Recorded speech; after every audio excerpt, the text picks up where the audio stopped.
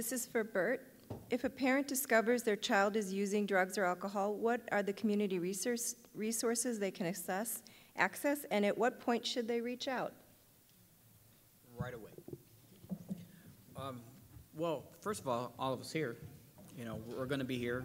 See us. We'll pass you our cards. But Oak Park and River Forest Townships, we have the interventionists there. We deal with gangs, drugs, and violence. Thrive, we have our counselors there. They have fantastic counselors at both Pillars and Thrive. Margot, and I just say Margot needs to be hired on here, and there need to be 10 of them. 10 Margos for this school. So I will say it. We definitely need an approach here to increase when it comes to not just here, but the middle schools, when it comes to education, when it comes to really looking at this thoroughly, which we're going to be working on, all of us, I hope. So those are new services that we need, more prevention and education that we need to actually create.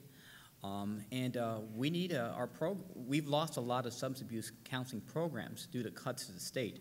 So we need to relook at that for our communities. We used to be very strong in that. We're losing youth programs left and right in town. We've lost several in the last month. So we need to really hold on to our few youth programs here, and we need to make them youth-specific. And also, we need parenting education workshops that we're trying to, especially through the township and the Community Youth Network Council, create, specifically working with parents on these issues. So we're in development of a lot of these things, and we need your help. Thank you. This is for Jordan. What is a good tool response for a teen who is feeling peer pressure or for a teen who is approached about using? Hello? Okay, yeah. Sorry. I don't know what a good tool is. I obviously was not exactly taught how to say no or to not do that.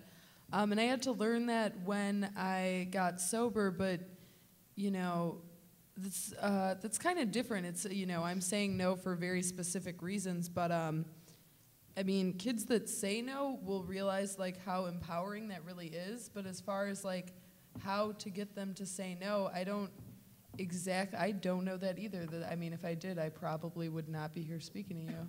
But there's just, the kids that I knew that were able to say no, let's put it like that, they were always involved in like a lot of groups. They put like a lot of time and effort into like their friends and what them and their friends did that like was like going to like the mall or something.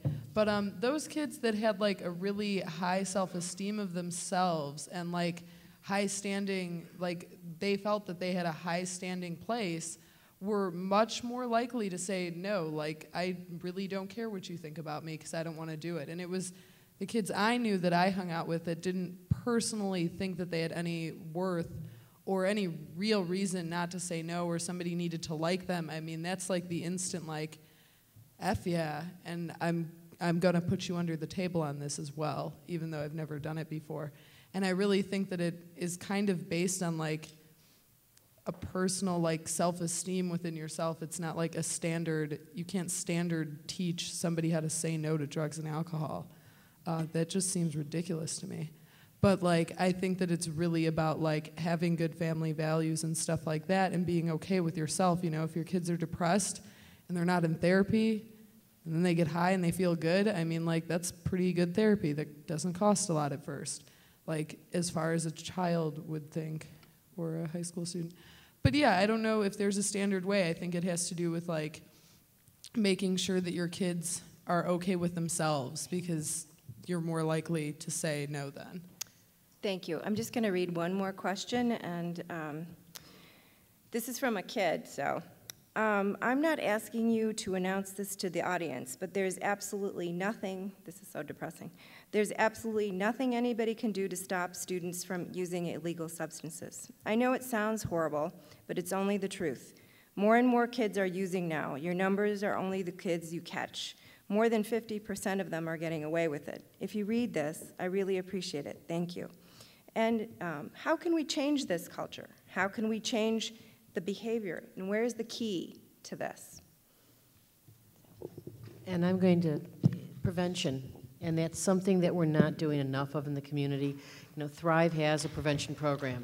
We really need to do more prevention. We have to get that out there. We have to start in our homes, in the school, in our churches, in our temples, in our community groups.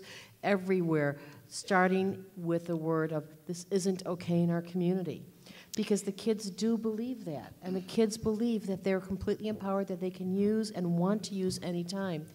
And we just need to make it not okay and change not normalize it anymore. Make it abnormal to use in our community versus normal.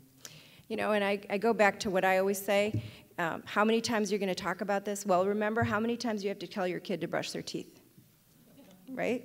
So, thank you. Thank you very much.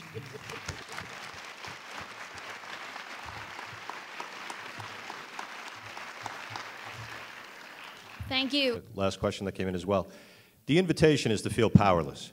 You heard from people talking about the first step is to just forget, power and control is an illusion, okay? Control is 100%. I knew from the first time my first son slipped out from the other side to this side, control was out, right? But influence is somewhere between 1 and 99%. Even though your kids are well trained at times to make you feel like you have absolutely no power, parents still have a great deal of influence. The invitation for June 1st is to come out and find ways to use the influence that you have collectively, more efficiently, better, and in lockstep with other people who are willing to support you. Use the influence you have. Don't buy into the powerlessness issue. You can influence, not control, but you have a great deal of influence.